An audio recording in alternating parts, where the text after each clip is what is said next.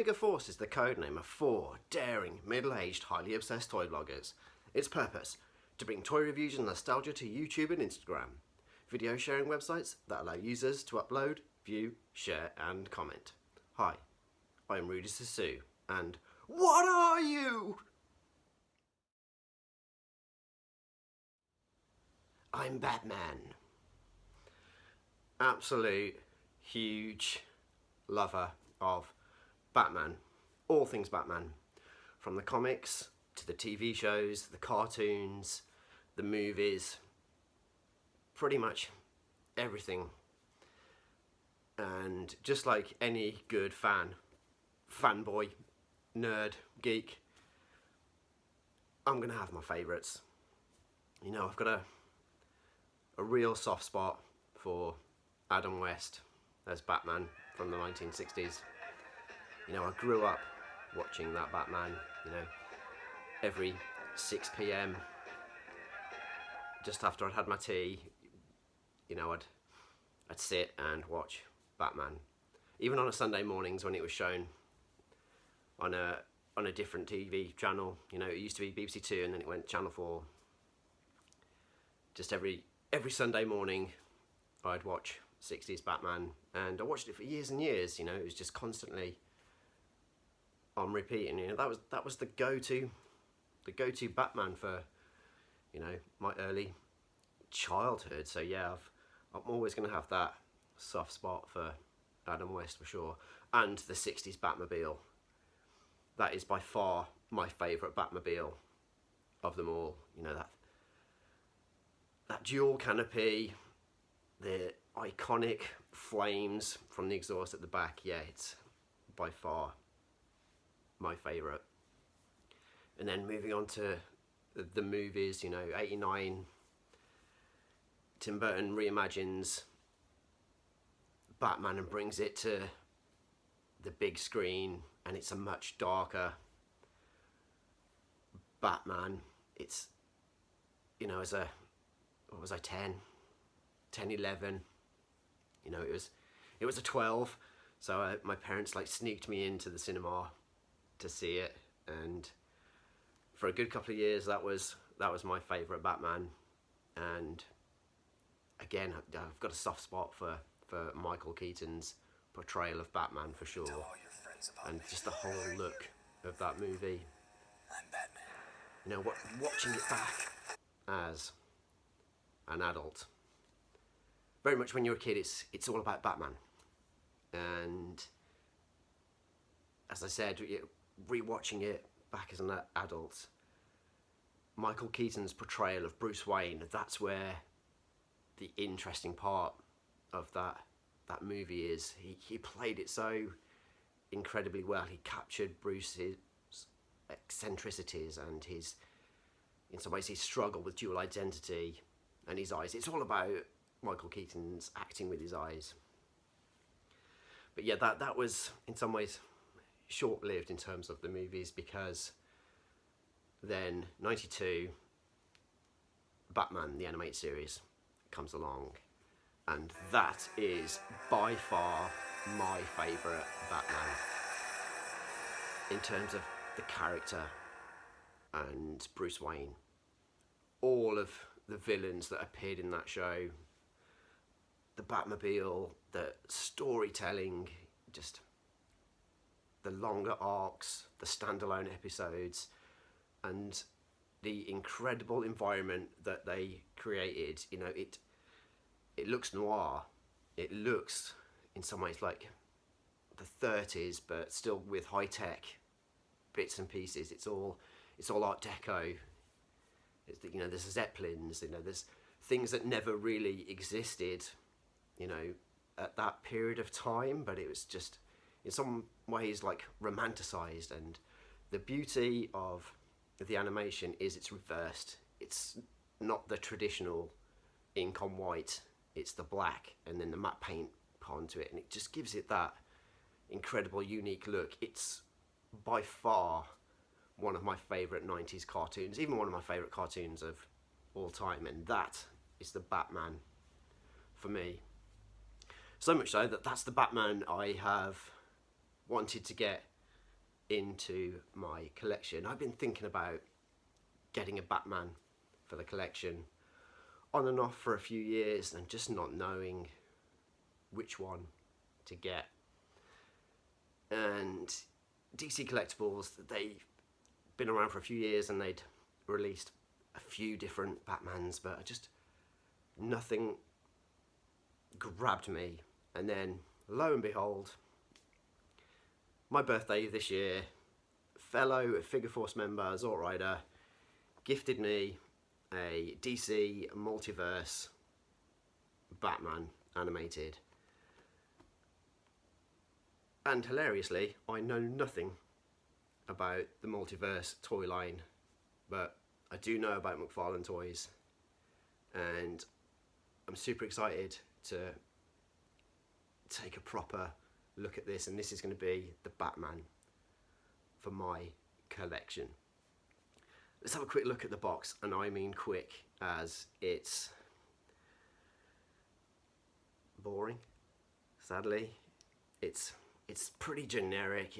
You've got Batman in there. There's kind of a nice background. You can see what's in there: extra fists, Batarang, his grappling hook, and it looks like there's a trading card. But overall, it's just a very bland box.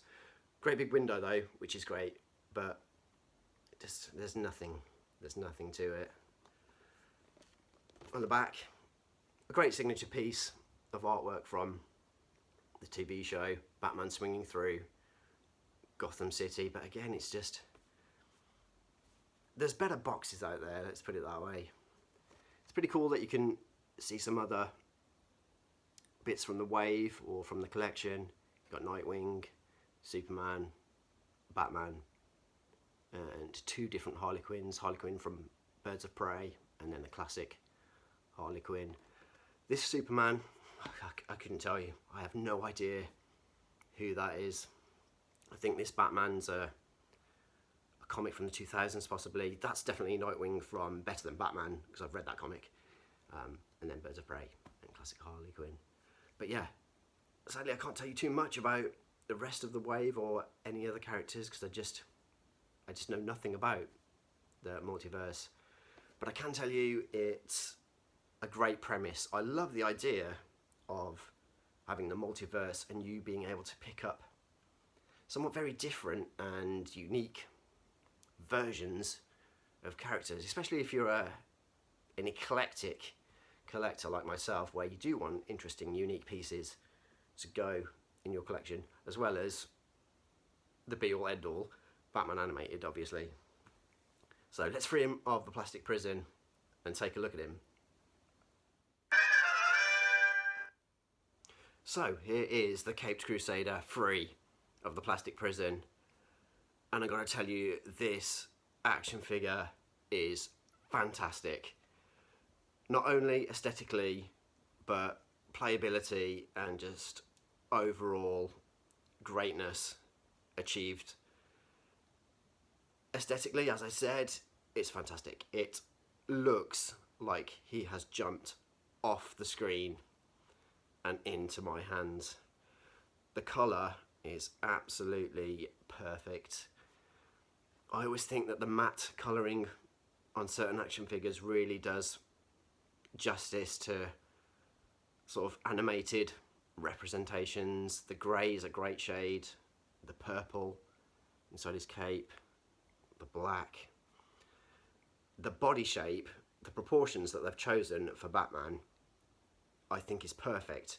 They've given him the much more thinner legs and the very top heavy chest.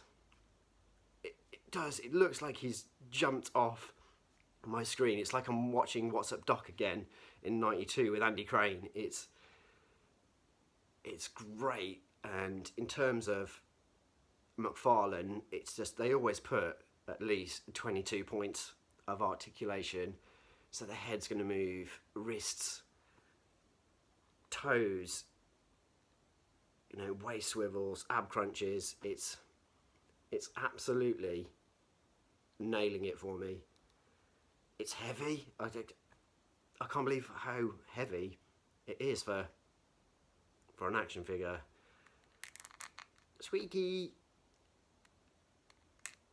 And comes with a batarang, and it comes with the grappling hook, and you can just get it in some incredible poses. Dynamically gliding through the cityscape of Gotham with his grappling hook, and the attention to detail, adding a little bit of red paint onto the actual grappling hook. Just the amount of movement you can get across Batman. I want to keep saying fantastic because it absolutely is. I'm blown away by it, yeah. And from not knowing how this new kind of McFarlane Multiverse range was going to be like, yeah, it's great, absolutely great.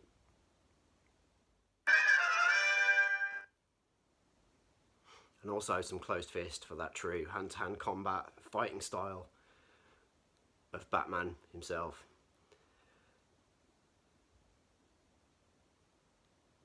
Solid, great. Taking a look at the face sculpt, Batman's stoic, in somewhat sort of scowl, just the gritty determination of being the Dark Knight, patrolling the streets of Gotham. Incredible, it's absolutely incredible. Xortrider chose this for me because he wanted me to have a companion piece for a toy I got last year, and that would be the one-off episode, The Grey Ghost. He has always been my favourite character to appear in Batman the Animated Series, voiced none other by Adam West. And I was looking for a Batman, and I was, tempted by the DC Collectibles range to get Batman, but the fact that they beautifully complement each other because the plastic is so similar but different enough through the shading that they are an absolute companion piece for each other. It's fantastic that he is 7" and he is 6, because it gives that excellent sense of scale, because Batman is a big guy, and at the end of the Grey Ghost's career, he was an old man. He was in his 60s, and it's a perfect accompaniment. I don't always go in for getting companion pieces. I'm often quite happy just to have one toy from toy lines, just one representation, but I keep trying to get more villains, and I keep trying to get 2 of things, but it never really happens. But now I've got 2 of my favourite bits from my favourite 90s TV show. Probably won't pick up any more Multiverse, but probably will pick up some more DC Collectibles if I ever see them out in the wild. I'm not desperate to go out hunting for them. Would like a Two-Face, would like a Scarecrow, but for now, Batman and the Grey Ghost. Stay tuned next week. Same bat time, same bat channel.